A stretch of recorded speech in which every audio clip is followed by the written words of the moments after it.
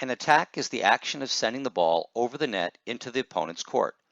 This applies to any contact, except for a serve or block, sent into the opponent's court, whether it is an errant pass on the first hit or a set that drifts over the net on the second hit. By definition, the third team hit is always an attack because it is the last allowed team contact. The rules state that an attack is complete the moment the ball completely crosses the plane of the net or is touched by an opponent. There are rules that govern who may legally attack a ball and in what circumstances. A front row player may attack a ball from anywhere on the court. A back row player may attack the ball from any height if, at the moment of takeoff, the player's feet have neither touched nor crossed the attack line. After the hit, the player may land in the front zone. In the picture on this slide, you see the player's takeoff point before he jumps to attack the ball. He is very close to the attack line, but not on the line. So it would be legal regardless of whether the ball is completely higher than the top of the net or not when he completed the attack. A back row player may also complete an attack hit from within the front zone if at the time of contact, part of the ball is lower than the top of the net. Remember that in this instance, it is not the position of the attacker that matters, it is the position of the ball. In this video, you see a play with attacks by back row players occurring on both sides of the net. In all cases, the back row players clearly take off from behind the attack line. The referees do a good job in both knowing a back row player is attacking the ball and in judging if the player is behind the attack line at takeoff.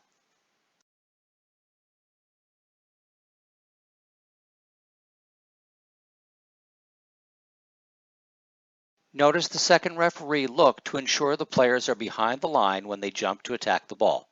The referee then quickly puts her focus back on the net to watch for any faults.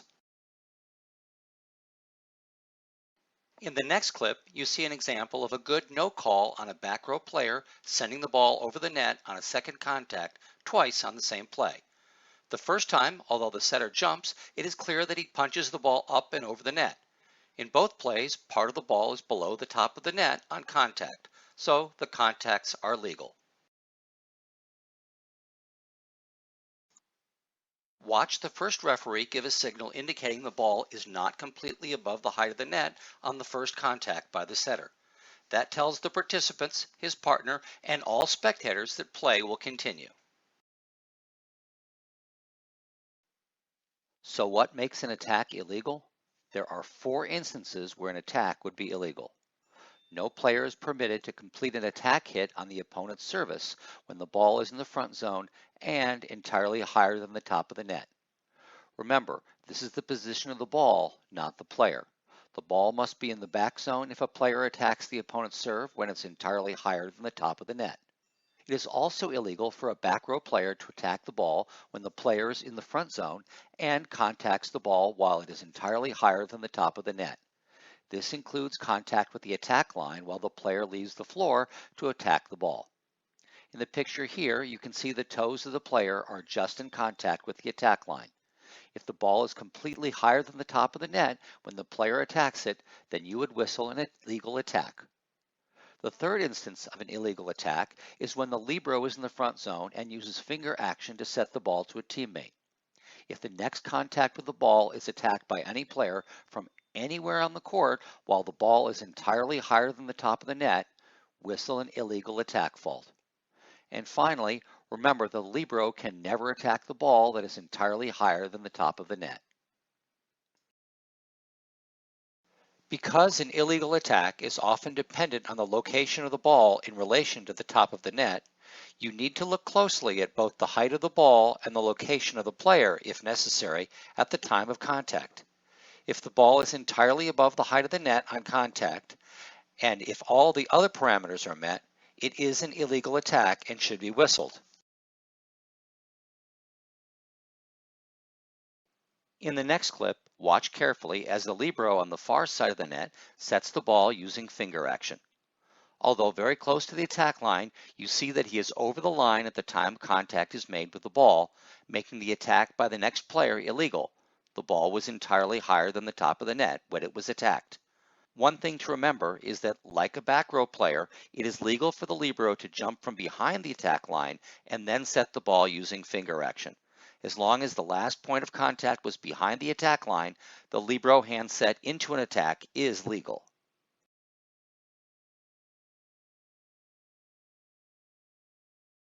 In this clip, you will see the back row player attempt to save the ball. Although you can't see the ball during the play, you can clearly see that the setter's hand is completely above the top of the net. Thus, the ball must be completely above the top of the net.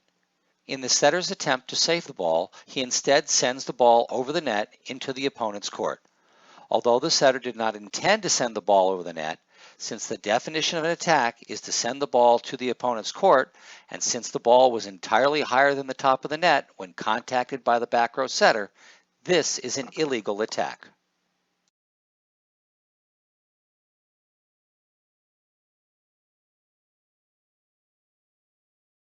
Blocking is the action of players close to the net intercepting the ball coming from the opponents by reaching higher than the top of the net, regardless of the height of the ball at contact. A block attempt is the action of blocking without touching the ball. It is legal for either front or back row players to attempt to block. A block is completed whenever the ball is touched by a blocker. Only front row players may complete a block. Note that in a block, we pay attention to the height of the player, not the ball. This is opposite of what we consider in an attacking action. Now let's take a look at what makes a block an illegal action. No back row player may participate in a completed block. Because a block depends on the height of the player, for a back row player to be considered a blocker, part of the player's body must be above the height of the net at contact. If the player contacts the ball while completely below the height of the net, it is ruled the team's first hit, even if he or she is standing next to the front row player who completes a block. The libero may neither attempt to block nor complete a block. Also, it is illegal to block a served ball. In this clip, the team in blue on the right receives serve. In this rotation, number 4, the team setter, is a back row player. The ball is passed into the plane of the net, and the team in white on the left blocks the ball back across the net. Number 4, with no part of his body above the top of the net, contacts the ball and returns it to the floor of the team on the left. The team in white looks for an illegal block, but the first referee accurately indicates that number 4 was below the height of the net and awards the point and service to the team on the right.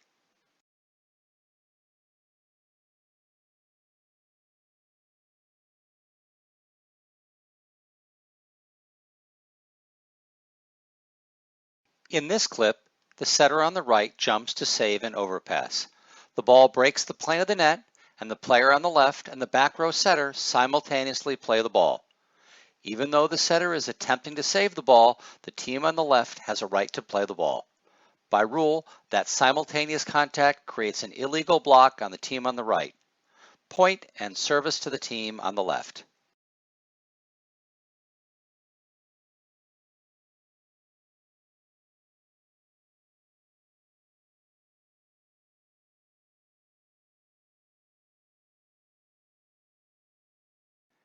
Being able to keep track of positions helps you identify back row faults.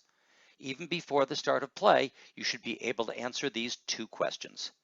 Is the player front row or back row? And where is the ball?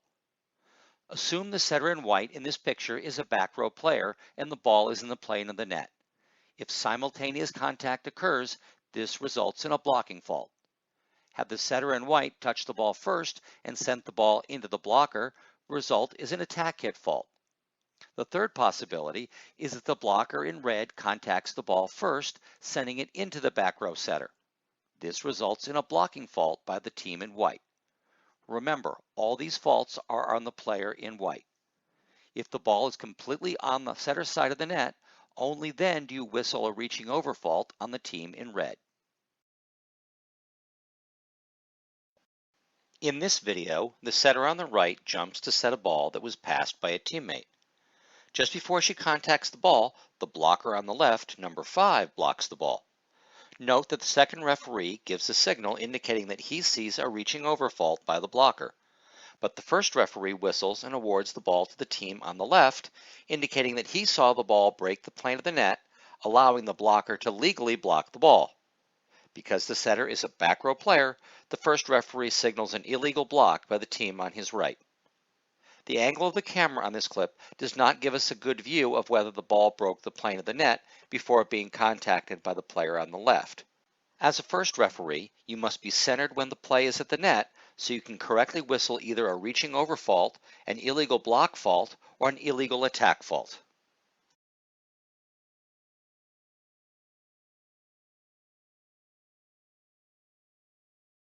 It is legal to reach beyond the plane of the net to block a ball, but the blocker may not interfere with the opponent's play. There are 3 instances in which a blocker may contact the ball on the opponent's side of the net. After the opponent has executed an attack hit, when the block is made after the opponents have hit the ball in such a manner that the ball would, in the first referee's judgment, clearly cross the net if not touched by a player, and no member of the attacking team is in position to make a play on the ball. Or when the ball is falling near the net and no member of the attacking team could, in the first referee's judgment, make a play on the ball. It is imperative that you remain centered in the net when the play is at the net, as this is the only way you can truly judge whether the ball has broken the plane of the net and whether the player or ball is above or below the height of the net on contact. In this clip, after blocking the initial attack, the middle blocker on your left gets a little overeager and reaches over the net to block the ball that is completely on the right side of the net. The only way the first referee can make this call correctly is to be looking directly down the net. The correct call: point and service to the team on the right, reaching over the net.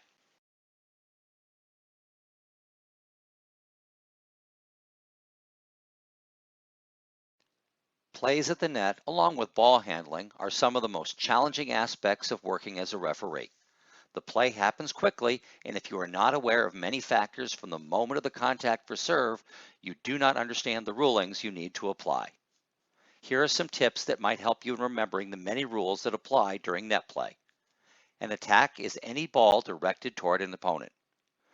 For an attack, judge the location of the ball, not the player. If the ball is entirely higher than the top of the net, an illegal attack is possible. A block is the action of intercepting the ball coming from the opponent. For a block, judge the location of the player, not the ball. If the player has any body part above the height of the net when contact with the ball occurs, an illegal block is possible, no matter where the ball contacts the player. A libero can never attack a ball that is entirely higher than the top of the net and cannot attempt or complete a block. When the ball is in the plane of the net, both teams have a right to contact the ball.